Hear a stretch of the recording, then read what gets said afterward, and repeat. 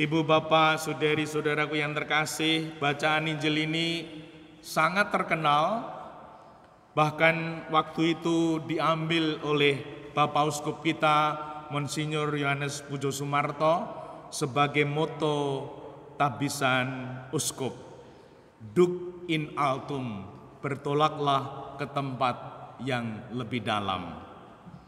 Namun mari kita merenungkan sesuatu yang lain yang juga ada dalam bacaan ini, supaya semakin lengkap permenungan kita. Terjadi suatu dialog Yesus dan Petrus, sebuah dinamika ketaatan. Yesus berkata, "Bertolaklah ke tempat yang dalam dan tebarkanlah jalamu untuk menangkap ikan." Dan apa yang terjadi pada Simon? "Guru, telah sepanjang malam kami bekerja keras dan kami tidak menangkap apa-apa." Membantah, ngeyel. Adalah umum lumrah, apalagi kalau merasa pinter. Petrus merasa pinter karena pekerjaannya adalah nelayan mencari ikan. Ini gurunya bukan pencari ikan, memberitahu. Petrus membantah, ngeyel. Namun puji Tuhan, adalah orang baik Petrus. Tidak lama dia kemudian mengatakan, "Tetapi atas perintahmu aku akan menebarkan jala juga." Setelah ngeyel, membantah, tidak lama langsung berubah, bertobat. Dan apa yang terjadi? Mereka menangkap ikan dalam jumlah yang besar. Nah, semoga kita menangkap pesan yang begitu dalam ini. Yang pertama, buah ketaatan, buah pertobatan adalah kelimpahan. Dan semoga kita meyakini ini.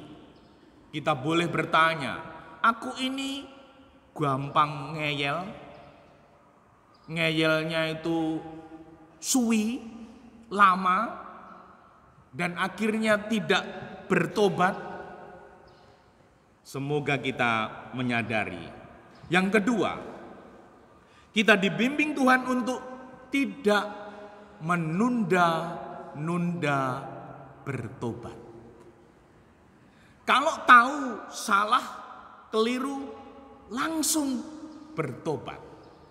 Ibu bapak, saudari-saudaraku yang terkasih, kalau ibu bapak pernah merasa berdosa, meskipun tidak masa Advent, masa Prapaskah, di mana di situ ada kesempatan sakramen tobat, ibu bapak merasa salah, berdosa, lalu menghubungi imam. "Romo, bolehkah saya mengaku dosa?"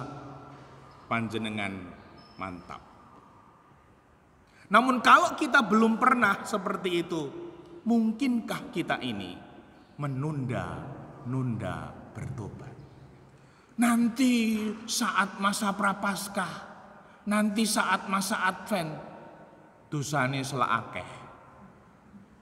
Nah, semoga kita boleh melihat hidup kita ini. Aku ini pribadi yang mudah bertobat atau menunda-nunda pertobatan. Bahkan di sini kita diberi pelajaran, baru saja mengungkapkan pengeyelan, lalu Petrus sadar diri, lalu bertobat. Dan yang ketiga, mereka takjub atas pengalaman di mana terjadi kelimpahan rahmat, begitu banyak ikan. Tuhan mengubah hidup pribadi-pribadi yang percaya. Setelah mereka takjub, di sini dikatakan Teman-teman mereka takjub, banyaknya ikan yang mereka tangkap, Yakobus, Yohanes, anak-anak Zebedeus. Lalu Tuhan berkata, jangan takut, mulai sekarang engkau akan menjadi penjala manusia. Dari penjala ikan diubah 180 derajat hidupnya menjadi penjala manusia. Bahkan Petrus menjadi pemimpin pertama gereja, seorang nelayan. Namun di sana ada keyakinan, kepercayaan yang begitu besar kepada Tuhan. Nah, semoga kita boleh melihat hidup kita, merenungkan hidup kita, seberapa besar keyakinanku, ketakjubanku kepada Tuhan. Tuhan akan mengubah hidup kita menjadi pribadi-pribadi yang di luar dugaan.